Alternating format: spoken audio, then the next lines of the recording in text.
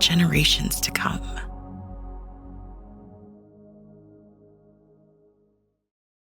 Welcome to another edition of the TDN Writers Room podcast presented by Keeneland. My name is Bill Finley. I'm a correspondent for the TDN. I also co-host the Down the Stretch radio show every Saturday on Sirius XM Radio.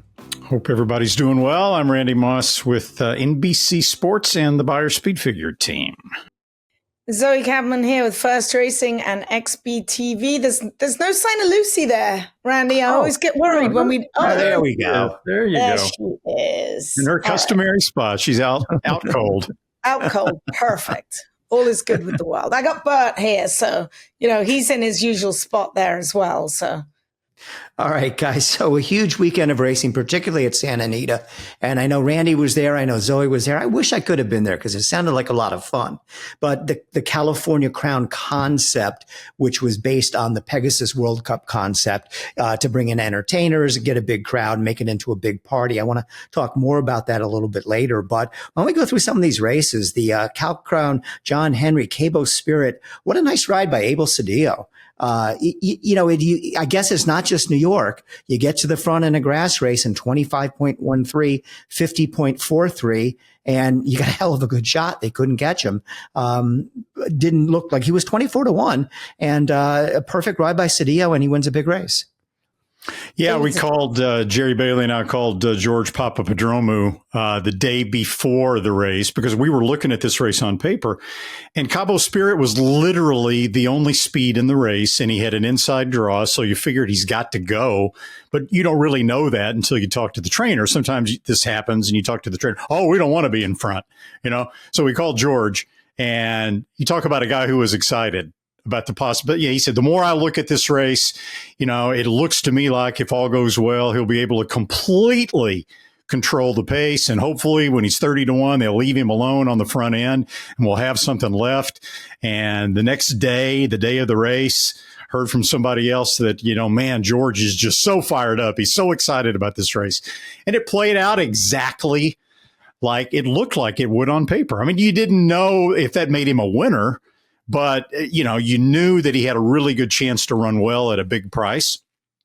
And as it turned out, he was good enough to hang on and go wire to wire. I don't think it says a whole lot about the West Coast contenders for the Breeders' Cup turf. But on this day for $750,000, what an effort.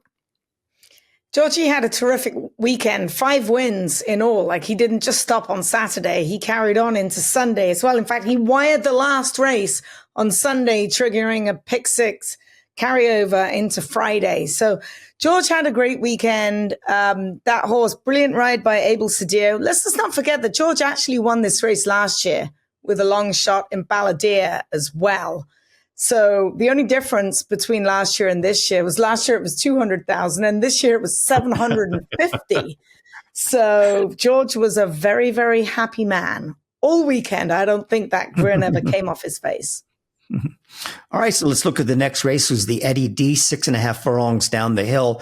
And this begins the Mike Smith story of the day. He's going to come back and win the big one on Subsanador. So he won 2 of the races. He's 59 years old now. And when the big money is up for grabs, he rides like he's 29. There's no doubt about it. A beautiful ride aboard first piece, rail skimming the whole way, didn't lose any ground and got to the finish line first. And I want to see what Randy thinks about this too. I don't necessarily see this as a prep for the Breeders' Cup because the 6.5 furlong down the hill races are so different than the 5 furlong turf races that are part of the Breeders' Cup. So, it's a great win for first piece, but I wouldn't take any of these horses. I don't even know if many of these horses will even try the Breeders' Cup, but if they did, I think people have to realize it's just a totally different game. Oh, I completely agree. In fact, last year, not a single runner who competed in the Eddie D went on to run in the Breeders' Cup Turf Sprint, and that was at Santa Anita. So you got none of them to come back. I mean, you get a lot of these horses in these downhill races that back up from a mile. They're not really 5/8 of a mile type horses. As a matter of fact, talking to Miguel Clement and also Dean Reeves, the trainer and owner of co-trainer and owner of Big Invasion, who was the beaten favorite and finished fourth, or second favorite actually. I mean, they said basically the same thing. We're not really looking that hard at the Breeders' Cup Turf Sprint at Del Mar because 5 furlongs is not this horse's best distance, especially at Del Mar. So the 6.5 down the hill is basically going to be, our Breeders' Cup. And I think that's what a lot of guys feel. Zoe, do you agree with that? Oh, yeah, absolutely. First Piece has been a specialist on the down the hill turf course. And if Mike Smith wasn't already in the Hall of Fame, put him in again. What a hell of a ride. That was probably one of the best rides I think I have seen Mike Smith ever get. And in fact, talking to Mark Glatt, he was like, yeah, well, he owes us for a few on that one. It's exactly what he said, because he's ridden this horse since he broke his maiden on him as a 2-year-old. And he's a tricky horse to ride. And there's been a couple of times where maybe he could have, should have won, but he saved the best for last. And that was terrific. Honestly, I believe they're probably going to wind up going with First Piece just because the fact that already in Southern California, those guys, Rancho Tamascal, Tim Cohen, they live down in Del Mar. It's on their doorstep. I think they're probably going to wind up just giving it a shot and seeing what happens. It's 5 furlongs. They're going to go fast, see what he can pick up the pieces. But it's not really his cup of tea, to be perfectly honest. The ride definitely made all the difference. Oh, my God, it's brilliant. The Mike Smith story continues in the California Crown, where he rode, again, a terrific race on Sub Sanador. And what an exciting race this was. Sub Sanador wins by a head over National Treasure, who had a nose on Newgate. The big disappointment was Muth, who finished last. And this horse is, even though he's an Argentinian bred, he is Breeders' Cup eligible. Can he win the Breeders' Cup? Maybe, maybe not, but he's not kind of horse that's going to come in and be 30-1, something like that. And Richard Mandella is very good at bringing horses up to peak in the right time, and that would be at the peak in the Breeders' Cup Classic. I like this horse's race, and I think he's right in the middle of things. Yeah, he really is. And you want to talk about Mike Smith again. He's actually 58. Officially, he's 59, but he lied on his jock's license when he was a kid. So I didn't know that. He's actually 58, 59. But it doesn't matter. In fact, you'll hear from Dick Mandella a little bit later in First Things First. But one of the quotes he gave me when we were talking about Mike Smith is, he said, when the race gets to be $1 million, Mike Smith loses 10 years for each million in the race. So if he's riding for $6 million, he's going to be like 1 year old. So he just said the more zeros, the better he rides. It was a terrific race by him. This is a horse who it's taken them a while to get to know and get him to relax, and that's been the key. And funnily enough, Mike Smith has said that as good as this horse was at Santa Anita, he'd worked him a bunch of times at Del Mar and said he's better at Del Mar. Even though he's never run there, he said he gets over the surface down there like butter. So that's kind of a scary thing. It really is. And you know how good Mandella is getting these guys right for Breeders' Cup. He's going to be a big force. He really is. And how about Mandella in the winner's circle looking over at Cher and pointing at her and saying, I got you, babe. I thought that was really very clever. Look, Sub Sanador proved something, I think, in the way that he won. Right? When he ran in some of his earlier races, he was speed. When he ran in the Island, he sat just behind Skippy Longstocking with a pretty sanitary trip and made a big run on the outside. Saturday was the first time he'd really sort of been cooped up inside horses and then, had to be in kind of tight quarters in a 3-horse battle coming down the lane. How would he respond? That was a question Mike Smith had and Mandella. And did he ever respond? I mean, he outgamed those other 2 horses. It looked to me like Newgate probably had dead aim on everybody at the top of the stretch. But Sub Sanador fought back in between horses. Now, National Treasure is not going to go to the Breeders' Cup Classic. He's going to go to the Dirt Mile. So you'll get Sub Sanador and Newgate out of that race going forward.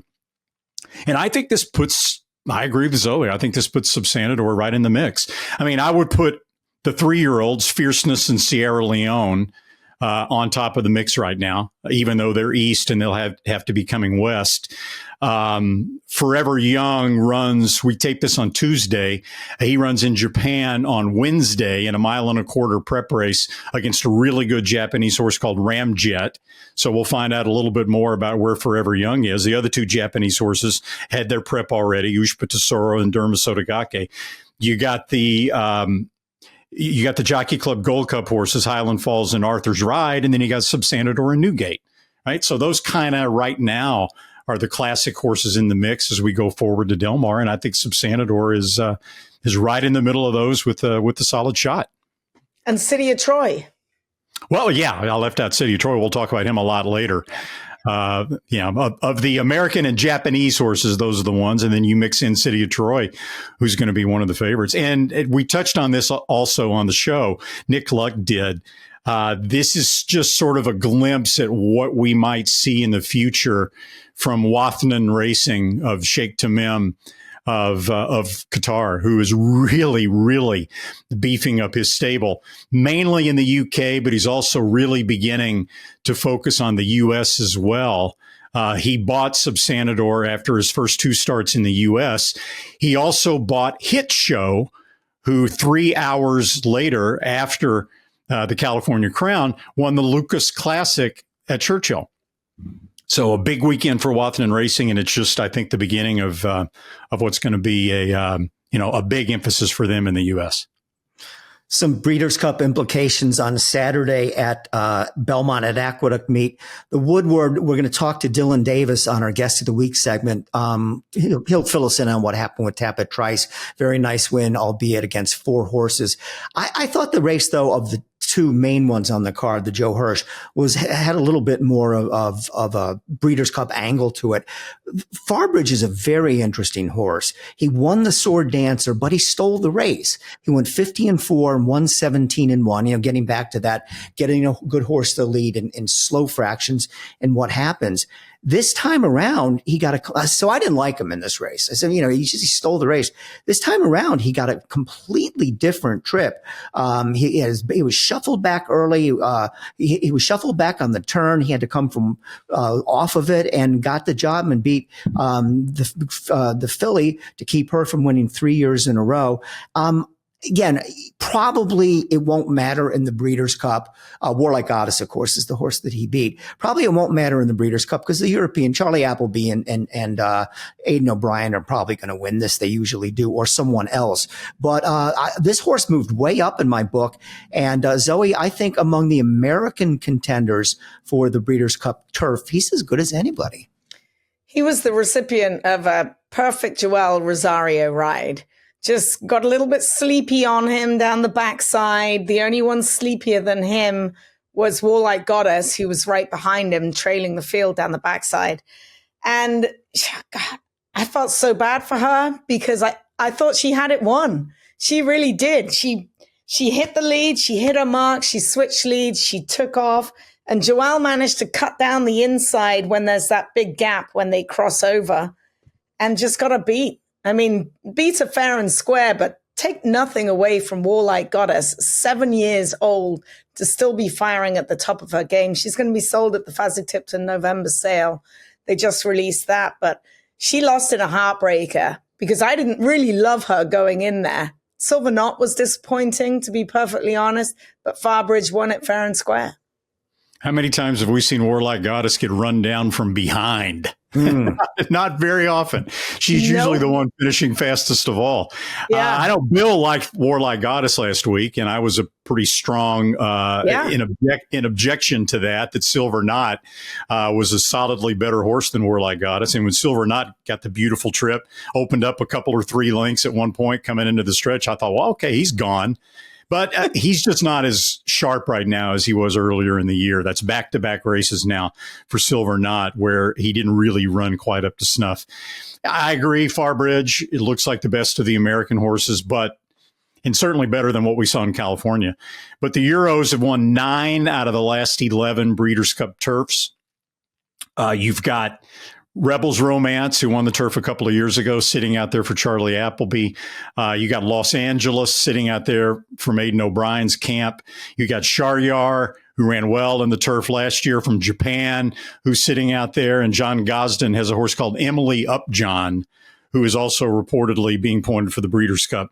So any one of those horses, I think, are probably better than the American horses. That's kind of what we've come to expect when we get to the turf. But hey, I mean, Farbridge is really, really upped his game. The TDN Writers Room is brought to you by Keeneland. Now listen up, guys. Keeneland 2024 Fall Meet starts on Friday with 17 days of exceptional racing from October the 4th through the 26th. The meet is going to feature the highest purses in the track's history, with 22 stakes worth a record $9.85 million, and the richest race ever run at Keeneland will be the $1.25 million Coolmore Turf Mile. This weekend is Full Stars All-Stars weekend, 3 days with a total of 11 stakes worth $5.8 million. That's a lot.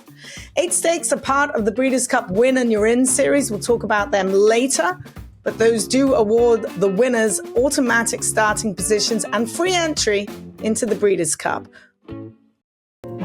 Looking for bloodstock that shapes the world? You can find it here. Foundation mares that will shape the breed. Weanlings with prime potential. Your next moment in the winner's circle. It's all waiting for you here at the World's Marketplace. Keeneland November Breeding Stock Sale, where the future is found. Beginning Tuesday, November 5th.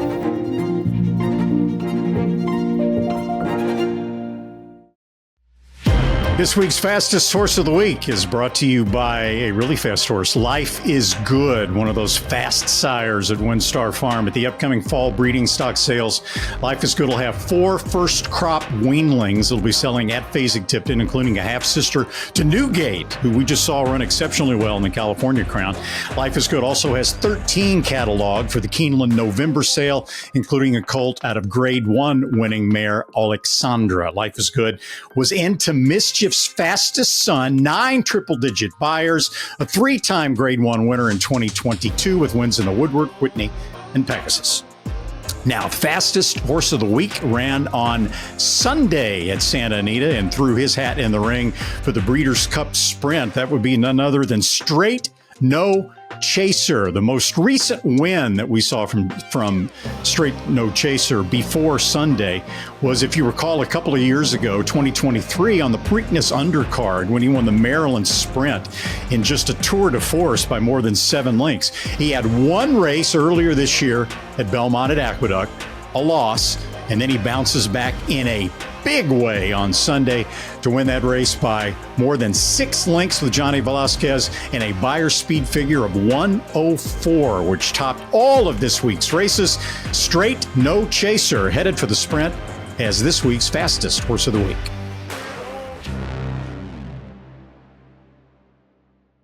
Pleased to welcome in now the guests of the week. It's Dylan Davis, fresh off his win in the Woodward around Tapit Trice, and been one of the hotter jockeys and better stories in New York this year. Welcome, Dylan. And I'm looking at your stats. It's ways to go, but you look like you're on track to have your best year ever. Right now, you're the leading rider at tied with Kendrick Carmouche at Belmont at Aqueduct meet. You're winning 18% on the year. And what I think was the most impressive feat that you did was your 36 wins in Saratoga. You only had 19 the year before. Why is this all coming together for you at this time? Hi, Dad. Thanks for having me on the show. I think it was a lot of hard work and grinding it out throughout the years on the NYRA circuit, and just building my business up with my agent, Mike Migliori. He was a big believer in me in the beginning, and just really improving as a rider and even as Mike improving as an agent. We worked together, and I thought communication was a big factor for us, and just trying to build every year to a better year and looking better into the future. And I think everything just came into place at the right time for this past summer meet at Saratoga, and I'm really happy with it and just trying to continue to capitalize on all the opportunities that are given to me. And now, if all goes well, between now and then, you'll have a Breeders' Cup Classic mount in Tapit Trice, who has always been a notoriously difficult horse to ride, right? When he slow breaks out of the gate, sometimes he'll just drop the bit mysteriously in the middle of a race. He'll make an early move. What was it like to ride Tapit Trice, and how much homework did you have to do on the horse? He was actually very difficult because I was watching him. He's a very long striding, one move kind of horse. And I actually thought that I was going to be close into that race, maybe stalking Skippy Longstock in there, but talking to Todd and the crew. But he just came out of there slow, hopping and doing his thing. And, I had to go to plan B. He's just doing this little motion going into the turn. I'm like, man, you got to be kidding me. I'm in a tough spot already. I have a lot of ground to make up. And with riding with a lot of years under my belt, I've able to, know what I have to do out there and to adjust quickly. So just getting him into stride and into the backside. I was hugging that rail, just keeping him focused on what he needs something to look at. Those horses were way in front of him at the time. And then after that into the second turn, we had to steady a little bit there because Kendrick was off the rail most of the race, ended up going down to the rail. And I was hoping that I was able to get through there without maneuvering him and slowing him down. But we had to jump heels and re-rally. And he was in between Irad and Kendrick at the time. And Skippy Longstock already made a real tough lead to run down, I thought. So he was in between horses there at the quarter pole. He was timid going in between, got through, still had a lot to do. And I said, I thought he was already over that intimidation stuff after he passed those two rivals. I moved him to the outside, and then you could really see he really got into a really big stride and good rhythm at that point. And I knew he still had a lot to do, but he was really thriving after that.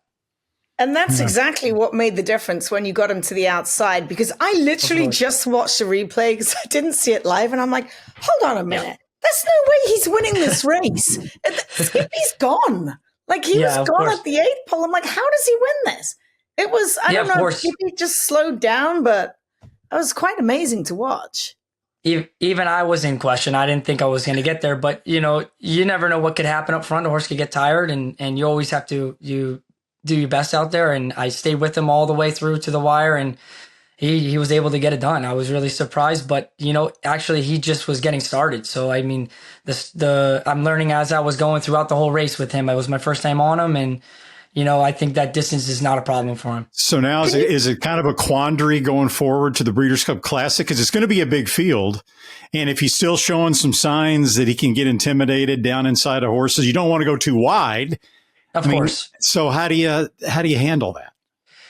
Well, with that depends on post position, but I think again, if he runs the same race he did last time, we're gonna be next to last. I'll save as much ground as possible in the first turn, and then I hope that that counteracts with losing ground into the second turn. So he's not going to show that speed. He has to save as much ground as possible, and then once he gets that run going, I'm going to have to put him to the outside for sure. He can handle the ground loss. So I think that he'll be able to run a good effort. Well, it's doubtful you're going to get that kind of track at Del Mar either. So, I mean, it's not going to rain at Del Mar, which is, I don't know if that's going to help him or hinder him. I had one more question. You mentioned your agent, Mike Migliori. What's his nickname? He's got a lot of nicknames. Can you tell us a little bit about Mike and your relationship? Because he's a larger than life character. We all know he's Mig's brother, but they're like chalk and cheese.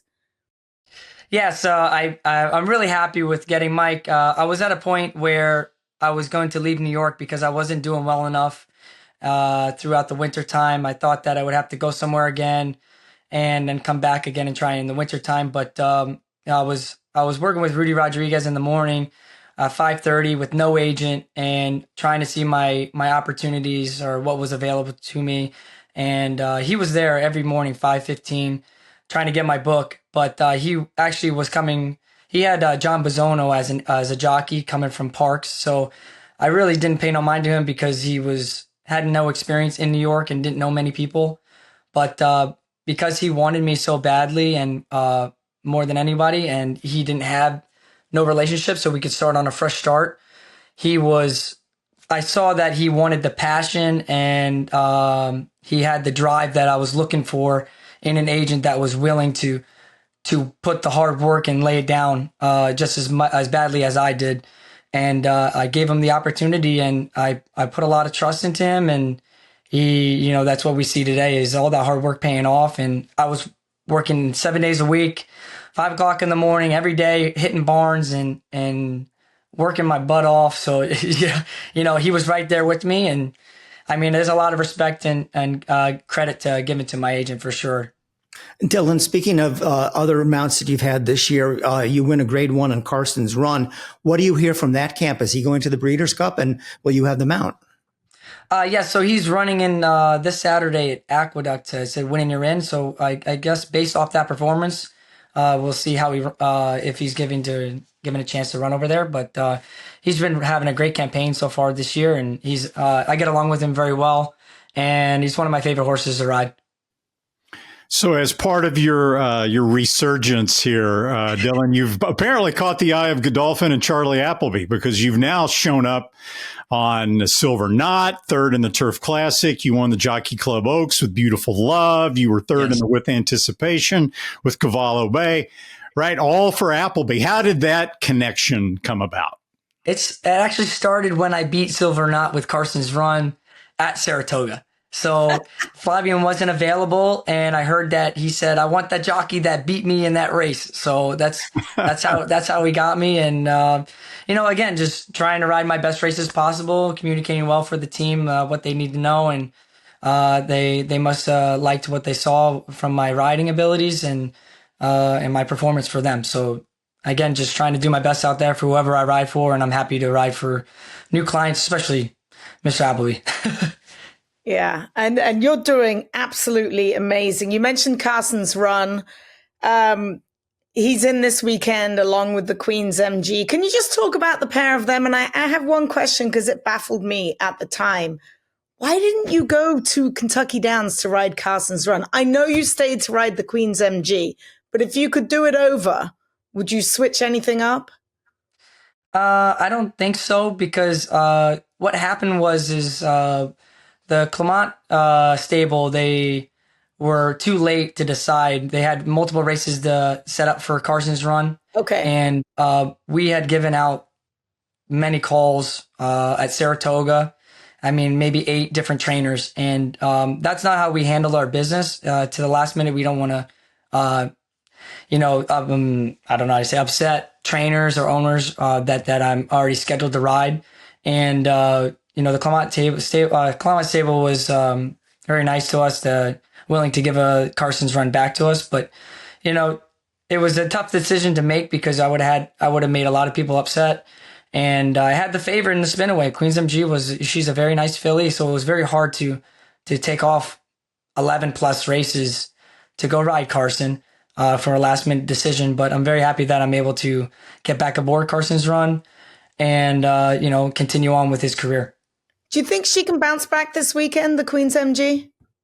I really like her. I think that the wet track that day was really a big factor in her performance. She broke well, but when I got to the turn at the half, she just really couldn't kick on to another gear. She kind of dropped the bridle, and I knew I was in trouble, so I was just trying to do my best to try to hit the board with her, and I think that the wet track was really a big suit for her. Well, Dylan, you're not the only Davis that's doing well riding. You have such an unusual situation where you sometimes compete against your two sisters. And I'm wondering what's that like? If you're in the same race with them, are you aware of where they are? If you beat them by a half length, do you kind of get bragging rights among the Davis family? What is it like? And I'm sure it's a very friendly rivalry, but what is that rivalry like? It's definitely bragging rights, especially because we have a lot of dinners together as a family. So, who beat who, or who could do better with a horse that we've ridden before, and what's going on and all that stuff. But, again, just going out there, just riding my best race. And I just think of them as another competitor. But if I match up with Katie or Jackie in a duel, I'm trying way hard. I would pass out just to beat them on the wire. I would not let them want to beat me at all. And what's got to make those family dinners even more interesting is that your father, Robbie, was also a top jockey on the New York circuit back in the day. I'm just curious now. He's become quite a sire of jockeys. Did he encourage you guys to become jockeys? And how much of a help has it been to have him in the background and to grow up in that kind of an environment around riding? Yeah, so he never pushed us to be jockeys at all. He just wanted us to be whatever we wanted to do with our lives. But he introduced us to horses, and if we like to do that with the career that we choose. But he was 100% behind us on whatever we decided. But it was in our blood and nature to do our career with the horses and become jockeys. So after that was said and done, he's just 100% behind us and wanted us to do the best we could do at the task. So really, a lot of thanks to him, and even continuing on, just improving as a rider, or what we have to do with the business to get better as a rider, or to get better business, that he's, going to give us honest feedback for sure. Nice. If you Dylan, could look back, sorry. I'm Go sorry. ahead, Dylan, you'll be at Keeneland on Friday for the Alcibiades. What do you make of Quick Kick? Looks like she's got a pretty good chance. Yes, I really love her. She is the reason why I'm going to Keeneland. Tom Amos, I got along with her very well. He said after I won on her on the maiden, he said, "I'd really like for you to stay with this filly for her next start, wherever she goes." And I said, "I'm glad to be." So that's again, communicating with my agent, Mike, for ahead of time to be able to manage that correctly and not get anyone in on the wrong side of the end there. But going there for her, and I'm really excited that she'll be able to handle more distance, and she's a great ride. And again, that's why I'm going to be going over there. Mm-hmm. Who's the one person that's really helped you along more than anyone, apart from your dad, obviously? Like, if you could name like one person that's been instrumental in your career, because you weren't an overnight success. You started in 2012. I mean, 2017, you were on it and you were rolling. But I mean, who's really helped you along? As far as a rider, or just either or both. My agent, he built me, into a better person, being able to communicate better, and life on the track and off the track, being a better, everything, financially, and building relationships. I used to be very shy and timid. Well, I would not really want to go out and attack barns. I'd be really kind of scared, and intimidated about going to see whoever. It didn't matter, top outfits or what, but he was really behind me and pushing me and saying, hey, they're just like the rest of us. They put the pants on every day like us. So they're just normal people, and just get out there and do it. The worst thing they can do is say no. And he always pushed that and pushed it. And, now I'm able to be more outgoing, which is what you need to be for a rider, and build that business up. So, on and off the track, my agent for sure. So what's the, after this Belmont at Aqueduct meet, right? What's the itinerary for you and Mike after that? We have a lot of success at Aqueduct. We always thought that we would have to go to Gulfstream, but we really don't. The money's great here. My family's here. The kids are growing up here. I got 2 kids, and the schools are great. So, just basing New York and shipping out when we need to on the good horses. And it's interesting that Randy brought that up, Dylan, because obviously staying in New York, you're going to do better financially with the good purses, and you would win more races at Aqueduct than you would at Gulfstream. But it seems like a New York rider, in order to get to the very top level, does have to go down to Gulfstream and compete against those guys in that brutally hard meet. And then if you succeed there, I think you've proven to people something that maybe they were looking for. He can go in, ride the best horses at Gulfstream against Velasquez, the Ortiz brothers, Luis Saez, and just like a lot like Saratoga. Is that something you think might be part of your future? I think eventually down the road, but I think that I proved myself this past summer at Saratoga that I'm able to do that. So I don't think that I have to do that again for the wintertime. I just know the owners and trainers know that I'm available to ride for their horses. You might lose a little bit of business, for their daily horses, but, being able to compete during the summer, I think it was a bigger factor than the Gulfstream meet actually. But, just continuing on and building off of that, I think you can't be at two places at once. But I mean, I've had a lot of success at Aqueduct, so I don't really want to leave that too soon. Well, Dylan, congratulations on what is a terrific year, especially at Saratoga with those 36 wins. Good luck in the Breeders' Cup, and thanks for giving us some of your time on today's TDN Writers Room podcast. Cheers, Dylan. Thank you. The TDN Writers Room also brought to you by our friends at the PHBA, also known as the Pennsylvania Horse Breeders Association. Over the last few weeks, 3 PA breds have exceeded the $1 million mark in earnings. They would be Smooth B, Nisi Marie, and Morning Matcha. We're now less than 3 months out from the next leg of the Pennsylvania bred, Pennsylvania sired stallion series at Parks. The next one will be December 30th. It'll be the $100,000 Wait For It Stakes and the $100,000 Misbehavior Stakes for fillies. Both of those going at the distance of 7/8 of a mile. And remember, at the end of the series, bonuses that total $50,000 will be awarded to the breeders of the horses with the most points in the series. For the schedule of that and more information, you can go online to pabred.com or you can call this number, 610-444-1050. PA Bred, I think we've built a brand at this point. It's excitement at every step. Roses for Deborah just set a new track record. On average, for the past decade, Pennsylvania paid over $28 million a year in Breeders' Awards, restricted races, and owner bonuses. Plus, PA Bred shine on the world's biggest stage. Just 3 states have bred more Breeders' Cup winners. Learn more at pabred.com. In this week's edition of First Things First, I caught up with Richard Mandella and Sub Sanador to talk about all things peppermint.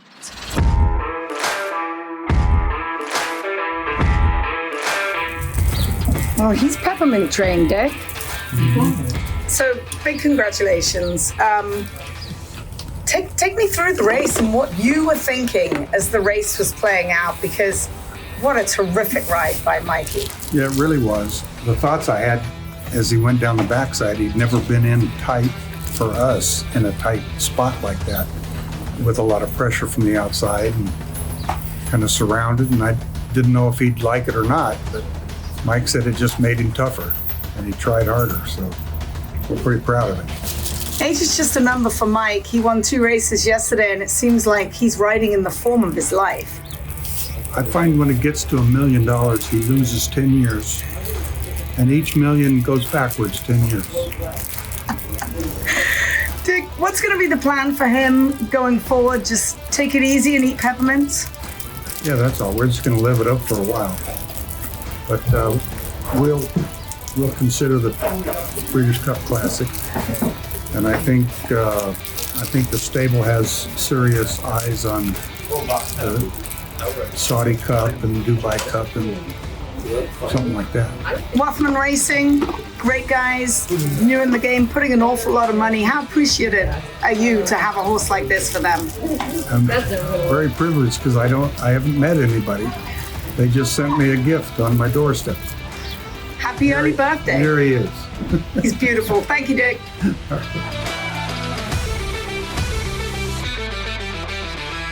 Many thanks to Dick Mandella for spending the time with me. And yes, Mike Smith does get younger and younger with the more zeros on the price of the race. All right, just a reminder that Santa Anita does continue this Friday. And it's a very important Friday as we do have a pick 6 carryover, over $83,000 going into Friday's card. The pool expected to exceed $500,000. This weekend is Japan Family Fun Day.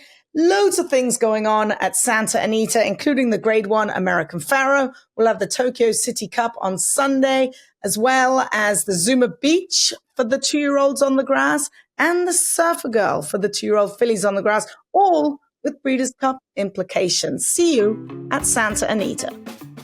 So earlier in the show, we were talking about the performances on the track in the California Crown, but that was only a little bit of the story. And it's great to have both Zoe and Randy here because they were both there. The numbers came in. They got 21,000. They bet 17.9 million. Huge increases over the 2023 numbers where they only, for instance, got 10,133 people in the stands in 2023, which is to be expected. And, you know, some of the more dyed-in-the-wool, curmudgeonly horse players. I don't need this crap. Who are these people, entertainers? I never heard of them. I had never heard of Shabuzi. I don't know who that is. I do now. But I think that here's a couple of things. Will this create new racing fans? We don't really know, but it can't hurt. And I give First Racing credit for trying something different and working hard to bring new people to the track. I think this event has a ways to go before it's equal to the Pegasus World Cup. But I'm sure that as a dry run for the first year, I'm sure they got to be very happy with how it went. So I'll start with you, Zoe, first. What was the atmosphere like? It was fun.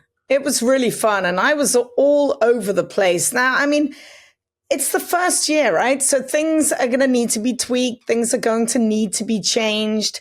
Shabuzi was great, came on, 4 songs. I thought the Nick Luck hit with Shabuzi was pretty awesome when he just walked onto the stage and handed him a folded up piece of paper that made him say "Riders Up." That was genius.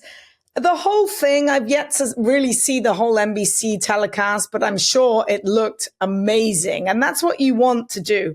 What they've done so well down in Florida is to make it an event where people see it and be like, wow, that looks fun. I want to go there. As much as I was running around on Saturday, I still had fun. I would have actually really liked to have seen Shabuzi, but they just happened to play those 4 songs when I was in the paddock trying to find an interview. So I could hear it in my IFB, but I couldn't actually get to the front of the stage. You know, Beyonce was there, not that anyone saw her, but Beyonce, Cher, Sharon Stone, Jay-Z. I mean, these are A-list crowd that they managed to reel in to come to Santa Anita. So a big, you know, tip of the hat to Belinda for that. The fact they put on some really good races. And, you know, a lot of people said that maybe the California Crown, that actual race, was the weakest link. It was the best race of all of them. It was a thrilling finish. So that was a really good success. And that whole atmosphere from start to finish was good. The DJ was great. Frank Walker was great. Griffin was great. It was a fun day to be had by all. I don't know how you felt about it, Randy, but it was something that needs to happen. You want it to be an event.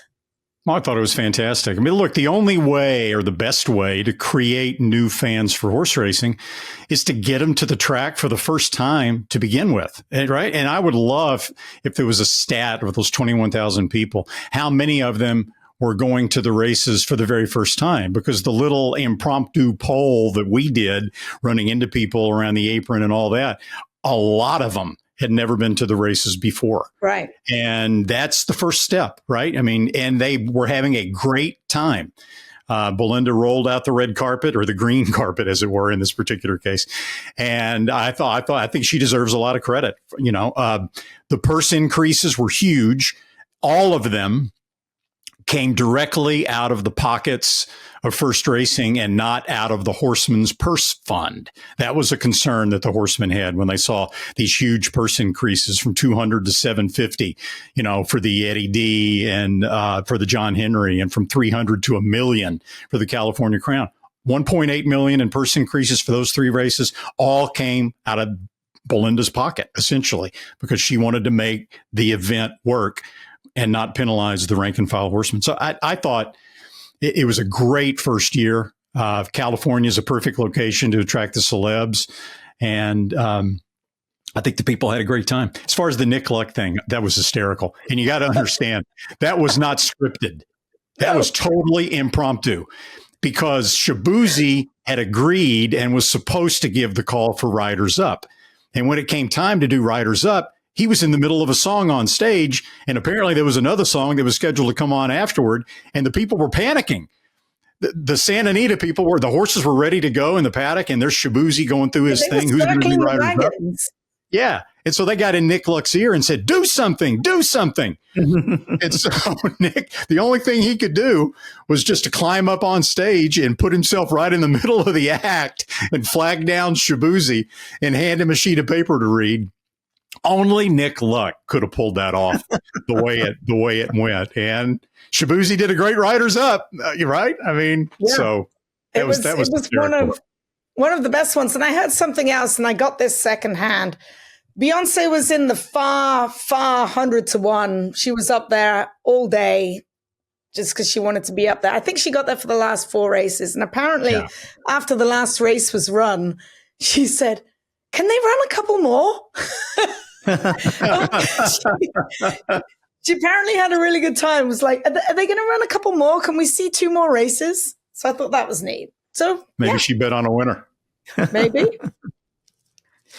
So we've been talking a lot about the Breeders' Cup, and let's get back to the Breeders' Cup Classic because, Randy, you ran down a list of horses from all sorts of places that are coming in from the Breeders' Cup. And now it's again time to talk about City of Troy. And he had this prep race, a stage race at Southall on an artificial surface. You can find it on YouTube and all that. It's very easy to find. And I have no idea who he ran against. He looked very good winning the race against a bunch of stable mates. But I don't know how much it really proved because I don't think that an ability to run on synthetic surface proves that he can run on dirt. It would be more synthetic is more easily translated the form to the turf course. And then, Aidan O'Brien, look, he's maybe the best trainer in the world. If he's not, he's one of the 2 or 3 best. But he just struggled mightily in the Breeders' Cup Classic. He's 0 for 17. Closest he came was with Giants Causeway, who was second to Tisnow beaten by a nose. So I'm not saying that this was a bad thing, but I just don't, in my mind, it didn't really answer a whole lot of questions. Randy? No, it didn't answer. It really didn't answer much of anything. The 4 horses that he ran against were all eligible for non-winners of 2, and all of them basically would be lower level allowance horses or high priced claimers in the United States. Congo River 1 for 7, Democracy 1 for 11, Master of the Hunt 1 for 7, Edwardian 1 for 5. So he was in against absolutely nothing. And that didn't really prove anything. Of course, if they had put some good horses in there, then they run the risk that possibly that their big public show about City of Troy. What if he was outrun? that would not look good for the boys at Coolmore. So they took no chances there. Those 4 horses, if you watch the race, it was a 1 mile race, 1 turn mile, and they were absolutely sent out of the gate to try to establish an American style pace, right? And at least get City of Troy kind of accustomed to that. It was an American starting gate that they brought in with the bell. I don't know how much difference that makes. You had a handler standing in the starting gate in close proximity to City of Troy. He did what he was supposed to against those kind of horses. No kickback because it was on Tapita instead of dirt. So you didn't really get anything there. I suppose it's a better, more realistic prep for the Classic than he would have gotten at Ballydoyle. But I really don't know how much it proved, Zoe. No, it was a workout for him, and it enabled him to take his show on the road and do everything right. And there were a lot of people that showed up. There were 3 times as many people that showed up for that afternoon, or was it evening? What time of day did they do that? I don't even know. It was afternoon. It was mid-afternoon. Yeah, there were more people that showed up for that than there were for the last 5 Fridays in a row at Southall. So they had a huge crowd. So the fact he handled the crowd, there were 15,000 people there, and did everything right. It was free entry. It means horse racing is not dead at Southall by any means. The amount of people that showed up for one race with no gambling. They had food and drinks on hand there. It was a really fun afternoon. I would have loved to have gone to that. People that went absolutely had a fantastic time. A friend of mine went. She said it was brilliant. One of the things that Aiden got out of that for City of Troy was something that wasn't planned. Aiden had delay at the airport, the nearby airport, and the horses were already in the paddock and had been in the paddock for quite a while. Yeah. By the time Aiden got to the racetrack, by the time he got to Southwell, and there was a big crowd around the paddock. So he said, in hindsight, it turned out to be great because City of Troy got a chance to be exposed to a lot of people, a lot of crowd that he ordinarily wouldn't have been exposed to. And maybe that helps a little bit when he gets to the Classic. So I'm kind of curious what you would think about this, Zoe. My primary concern about City of Troy is this. He's by Justify, which is great. We know what Justify could do on dirt. He's out of a Galileo mare. Okay. Galileos are terrible on dirt. Terrible. The four horses by Galileo that have run on dirt in the past in the Breeders' Cup, their average margin of defeat was 29 lengths. They can't run at all on the dirt. So does City of Troy favor Justify or does he favor Galileo? Looking at City of Troy, he does not look like Justify looked. Justify was the big hulking chestnut, super muscular. Galileo was normal size, maybe a little smaller than normal, very kind of sleek and refined. And what I'm told is that City of Troy looks much more like Galileo than Justify. Should I be concerned about that? Because I am. I'm not at all. My biggest concern with City of Troy is the kickback question. And the one thing that Aiden said when we had him on was like, well, no horse handles kickback. You've got to get him out of it. I'm not sure he's fast enough to get out of the kickback in the way we run our races over here. He's going to be draw dependent and he's going to have to try and get clear. As far as his body type, being on the Galileo side, that's fine. But then you look at a lot of Justifies. He's not throwing these big, hulking, heavy horses. Just FYI. Look at her. Tall, lanky, skinny, huge, long frame. He's not throwing himself, which is why he's throwing so many good turf horses as well. So I'm not worried about that whatsoever. My concern with him is kickback. He's going to float over the ground at Del Mar. Absolutely going to skip over it. He's going to absolutely love it. It's just a question of what kind of kickback. Is he going to be quick enough to extricate himself out of the kickback? And Randy, it's worth mentioning that Galileo himself ran in the 2001 Breeders' Cup and didn't run any good at all. No. So that's part of Aiden O'Brien's offer in the Breeders' Cup Classic. So you bring up a very interesting point. I guess we're not going to know the answer until they run the race. But it's can he beat Senor Buscador? Oh, now that was a disappointing effort. Yeah, I'm sorry. I didn't want to rub it in a little bit. Ow, you're meanie. Okay. Muth and Senor Buscador were both complete no-shows in that race. Yeah. Baffert believed that the problem with Muth is that he didn't get the kind of trip that he likes right up there next to the leader, right? He had to take back a little bit and he was behind several horses and he didn't handle that very well. That's the theory. But Senor Buscador, I don't know what happened there because I thought he got enough pace to at least make a run and he made 0 run.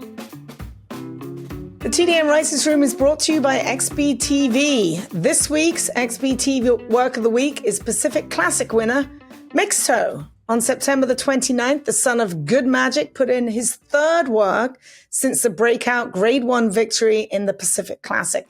He went 5 furlongs in 1:03.3. Doesn't seem like it's terribly fast, but a pure maintenance work. And as you can see, he is about 10 or 15 lengths off of the rail in the middle of the racetrack. He is going to train up to the Breeders' Cup Classic. Be a smarter, better with XBTV.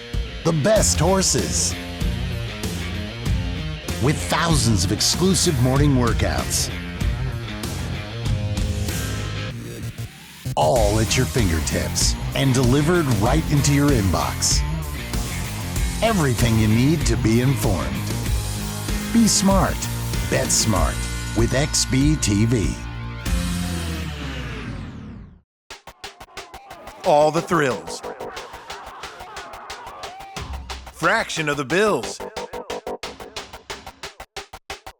Experience the power of the partnership. Change your life, make new friends, and compete at the highest level of thoroughbred racing. West Point Thoroughbreds, the gold standard in racing partnerships. Visit westpointtb.com. TDN Writers Room also brought to you by West Point Thoroughbreds that celebrated stake success on two different venues this past weekend. Saturday, the 2-year-old Pascaline won the Laurel Futurity in only his second career start. And then on Sunday, we kind of highlighted this last week, that veteran sprinter Jackson Traveler won again. Reached $1 million in career earnings by winning the David M. Vance Stakes at Remington Park on the undercard of the Oklahoma Derby. Arnaud Delacour trains Pascaline, who was acquired at the Tattersall's Craven sale of 2-year-olds in training. Steve Asmussen trains Jackson Traveler, done a magnificent job with that sprinter, who now has improved to 11 for 33 lifetime. So a lot of action with Breeders' Cup ramifications this weekend coming up. And let's start with Keeneland. And actually, before we get to Saturday's card, there's a big grade 1 on Friday on opening day, the Darley Alcibiades. This is a race that is traditionally a pretty productive prep for the Breeders' Cup Juvenile Filly. The money will probably come in on Immersive, who won the Spinaway for Brad Cox. Quick Kick is a horse I mentioned with Dylan Davis, who looked pretty impressive to me last time out for Tom Amos. And then here's another horse, Continuity, who has got really nice figures and is 2 for 2, but won an allowance race at Colonial Downs. Don't know how this filly is going to be able to stretch out or not. Randy, your thoughts on the Alcibiades? Well, I mean, look, I think the favorites are going to be Immersive and Quietside, who were 1-2 last time out on the Spinaway, and they were, 4 lengths ahead of the rest of the field. I was also fascinated with Continuity. I went back this morning and watched Continuity's race at Colonial Downs, the allowance win. Her career debut was a very slow race at Ellis Park.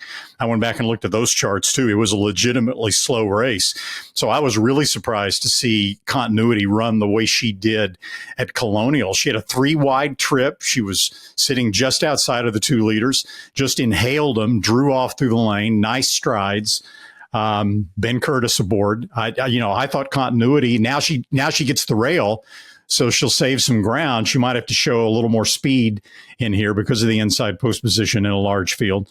But I agree that I think those are the leading contenders in the field. I concur as well. I like Quietside. I'm not sure she loved the mud last time out. I'm not sure what the weather's going to do this weekend at Keeneland either. I think it's going to be good, but I'll take Quietside to beat all of them.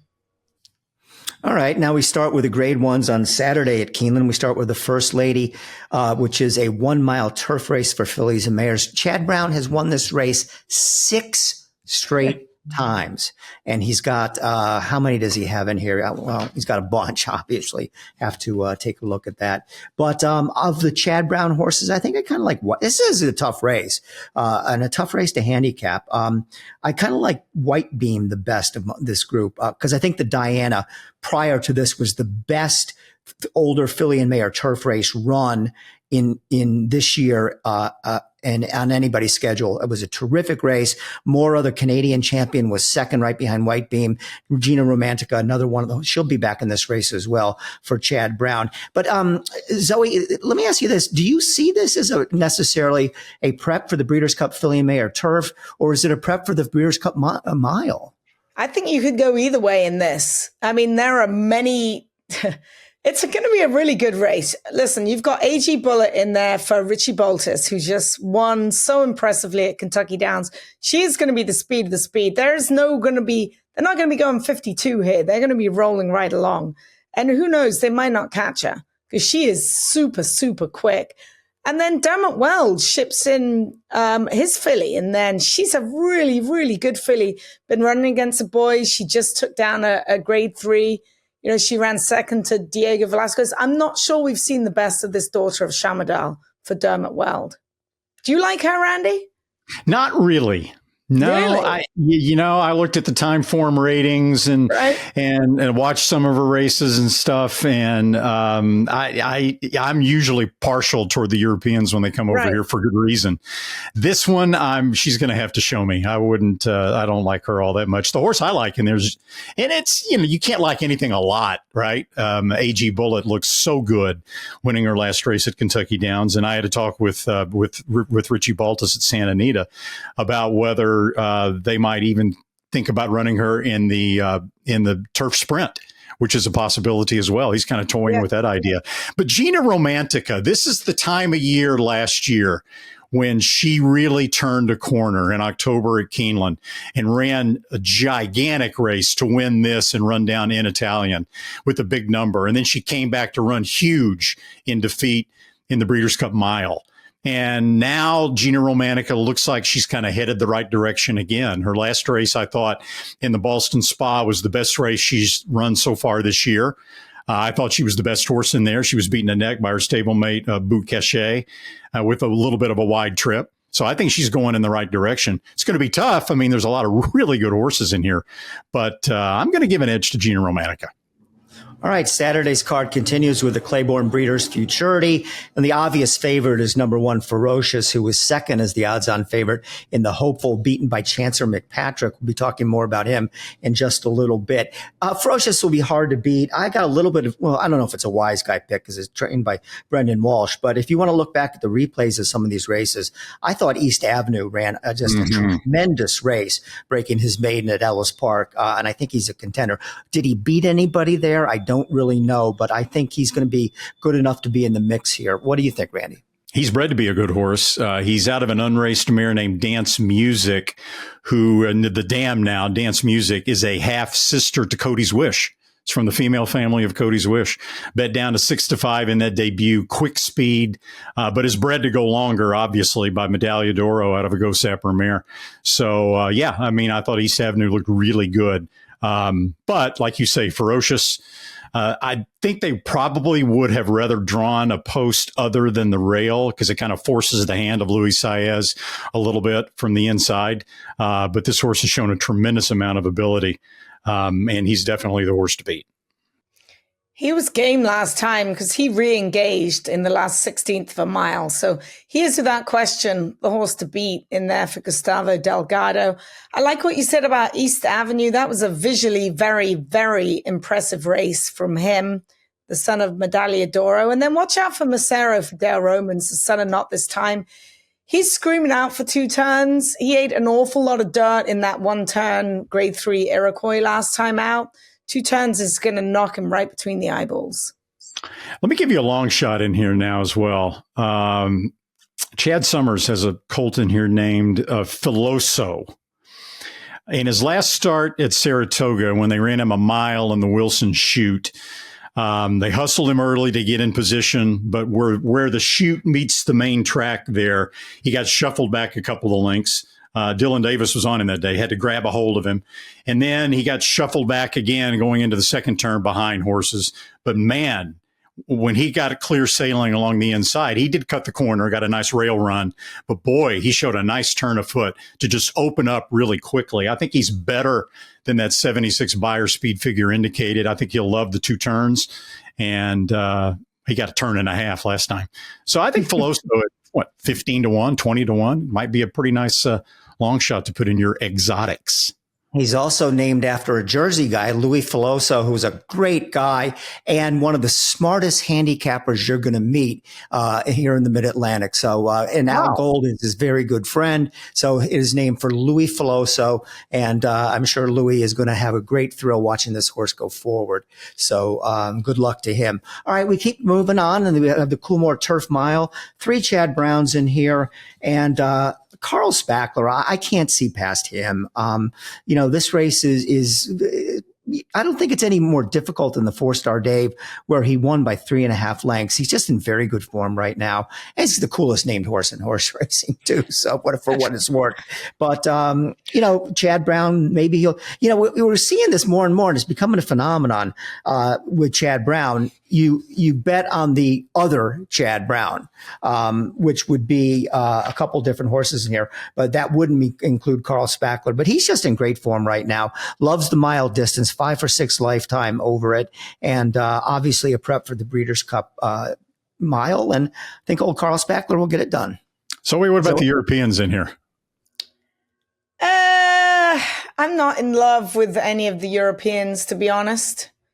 If I'm just taking a look, I mean, Kikuli for Harry Charlton. We'll see what he can do, the 3-year-old by Kingman. He's okay. If I had to pick one to beat Carl Spackler, which is going to be hard to do, Running B is a perfect 2 for 2 at Keeneland for Chad. Florent Giroux's very good on the longer shots of other trainers. So that's probably where I'd land, but it's Carl Spackler's race to lose. Yeah, to me, the biggest threat would be More Than Looks from the Cherie DeVaux barn. They were planning on giving him his first start of the year, a nice, easy spot in the Lure Stakes at Saratoga, but then it got washed off the turf. So Cherie DeVaux needed a race, had to call an audible, had to put him into the 4-Star Dave, even though she knew he wasn't 100% fit. He was second to Carl Spackler that day, got beat 3.5 lengths. He was only beaten 2 lengths in the Breeders' Cup mile last year. He's run a couple of triple-digit buyers. So if he bounces back to his peak form, and maybe if Carl Spackler doesn't get the best trip, then I could see More Than Looks running well. As far as the Europeans go, they're both interesting. I don't know if they're good enough. Kikuli is a half-brother to Frankel. Out of the mare Kind. Yeah, out of the mare Kind. So he's been a very important horse for Juddmonte. Obviously he's nothing like his half brother. But I mean, if the light really comes on over here with Frankie Dettori, who knows? He's got the bloodlines. And the interesting thing to me about Mountain Bear is that the last time we saw Mountain Bear over here, if you remember, he closed like a bat out of hell at 22-1 to finish second in the Breeders' Cup Juvenile Turf, and then pulled up lame on the backside and had to be carted off in a horse ambulance with a non-displaced condylar fracture, lateral condylar fracture. The next day, they had surgery on him. It was apparently a relatively minor surgery, as those types of injuries go. But he was out for 7 months until he came back in the Irish 2000 Guineas. And now, lo and behold, here Mountain Bear is back again. In the U.S. at another 1-mile race, this time at Keeneland. He tends to break very slowly from the gate, and then he comes flying. Even by UK standards, he breaks slowly from the gate. So you can imagine how far back he might get here, and that's the biggest concern I have about Mountain Bear. And I have a concern too, because a lot of the Europeans wouldn't often face a turf course like Keeneland's. It's a sand-based turf course. It's a good turf course, but some horses either love it or they hate it. It's not one for all. It would be a completely different turf course than, say, one out at Sant'Anita, one at Del Mar, one at Churchill. It's a sand-based turf course. We'll be doing these 3 races, by the way, this weekend from the studio. Jerry Bailey and I and others. Nick Luck will be in Keeneland. So we're looking forward to that. These 3 races that we're just talking about. We'll be on the air actually Saturday and Sunday. All right. Look forward to that as well. Okay. The Saturday card at Aqueduct, 2-year-old races that have a lot to say about the Breeders' Cup. The Frissette prep for the Breeders' Cup Juvenile Filly. And Randy, a lot of times, it's interesting to me because you're a buyer speed figure guy. A lot of times you'll look kind of like you'd like to do. You'll look deeper than the numbers themselves. Well, this horse should have got a better number because he was real wide and whatnot. Yeah. But if you just go strictly on the numbers, then Senza Parole for Chad Brown, who could have an absolutely phenomenal day, is not supposed to lose this. A 94 buyer makes this horse at least 20 points. Well, let's see. Someone else went a 75 pondering, at least 19 points faster than any other horse in this race. Oh, look, this looks like a very good horse to me. I mean, I thought that race was visually dazzling. I mean, it says bumped start, I think. Well, no, actually it says taken back. What happened was she broke very well, was in between horses. And Irad Ortiz was so confident that he just grabbed a hold of her, took her back, steered her outside to stalk a couple of lengths off the pace. And then she just blew him away. I mean, I thought that was a fabulous effort. She's by gun runner. She's bred to run all day. So the distance shouldn't be a problem. She's drawn well. Honestly, I think she's the Breeders' Cup Juvenile Fillies winner. So I'm really looking forward to seeing her run. She's good. I'm right with you there, Andy. And I'll add in Snow White for Danny Gargan, the maiden. She's a very good filly. She'll get the blinkers on. I wish she wasn't drawn down on the rail, but she'll get Joelle Rosario and we'll see what kind of trip that she can get. But Senza Parole was absolutely scintillating. She reminds me, Bill, of Ways and Means when she broke her maiden at Saratoga last year as a 2-year-old. And I mean, things didn't develop as well for Ways and Means because she had all kinds of trouble in her next start and then she got hurt.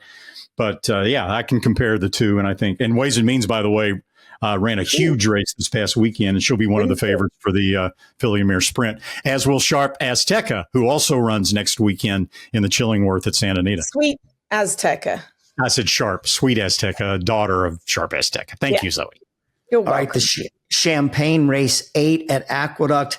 And again, Chad Brown, he is going to have the favorite in both of these races and a good chance to sweep him. Chancellor McPatrick was not the favorite in the hopeful. Ferocious, who we've talked about earlier, was. If you watch this race, this horse had no business winning. Hit the gate, bumped, lost iron. The chart guy really picked up on a lot of problems, and the horse was so far behind. It's like, okay, he's not ever going to overcome all these excuses. Perhaps he'll close well and finish third or something like that. He after being seventh at the top of the stretch, he just motored by them all to win by a half length over a very good horse in Ferocious. This looks like, again, almost a, no brainer to me. Would like to say something a little bit more creative or come up with that dangerous 12-1 shot. But I don't think you have to do that. This is Chancellor McPatrick's race to win. He better try and get out of the gate a little bit quicker because Tip Top Thomas is a good horse. He beat a good horse called Rookie Card. He came back to be second again the other day. And if he gets away from him, he's going to have to run him down late. I would love to see Chancellor McPatrick actually get out of the gate and get into the race. Doesn't get out of the gate and he doesn't like kickback. Those are two things that are going against him here. I love him. Don't get me wrong. He's an extremely good horse and he's the horse to beat, but he needs to be just a little bit more professional. Yeah, I mean, I think you can look at the number Beyer speed figure of 88. And I think most of the speed figure makers would have Chancellor McPatrick as the fastest horse in here. And you can say, okay, he's bred to go long. He's by McKenzie out of a Bernardini mare. And you can say, okay, he won the hopeful. He's a grade 1 winner. To like Chancellor McPatrick because of any perceived trouble that he had in the hopeful, I think is the wrong thing to do because he was way back in the hopeful. He got bounced around at the gate. But in his career debut at Saratoga, he had no such issues early, and he was still 9 lengths back. So he's got zero speed, at least what it seems like so far in his first 2 lifetime starts. I'm with Zoe. I think he needs to be a little bit closer to the pace. He's got an outside post. They're going to have to use him a little bit more, I think, to try to get over. Tip Top Thomas and Uncaged, I think, would be the 2 biggest dangers. Uncaged broke his maiden sprinting, obviously, at Saratoga, and he's by Curlin. So he's bred to be better around 2 turns, certainly than he is at 6 furlongs. But Chancellor McPatrick is a deserving favorite. Didn't get the best draw, though. No. All right, so let's turn our attention to California. We do not have any past performances out yet. It's maybe Zoe will be up on who is going to run in the American Pharoah on Saturday. Is Gaming for Baffert going to run, Zoe? And if so, that's the obvious favorite. I think he's going to run. I can't confirm or deny it, but yes, he's been doing everything right, and he's a really good horse.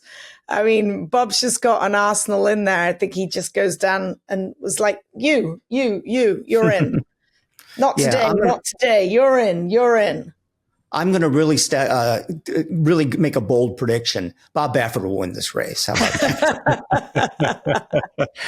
that? Gaming won the Del Mar Futurity. The 1-2 finishers there expected to run the American Pharoah. Mackenzie Street was the horse that finished second and ran really well.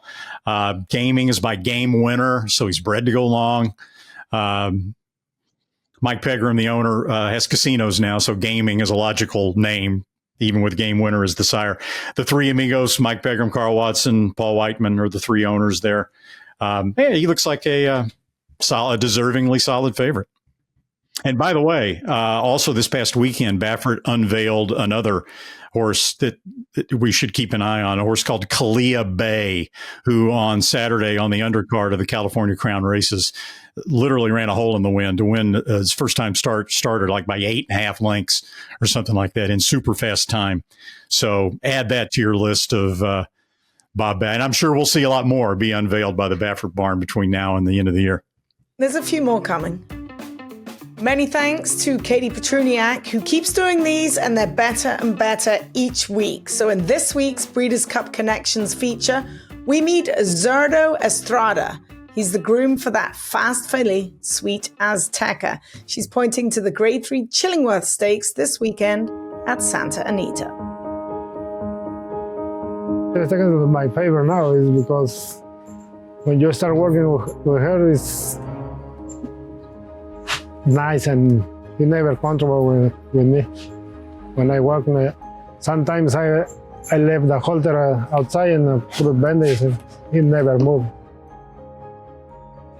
I make it like 25 minutes, sometimes 30 minutes with the horse inside the stall working and massage and play with a little bit. And I'm not working all day, but it's much better for me.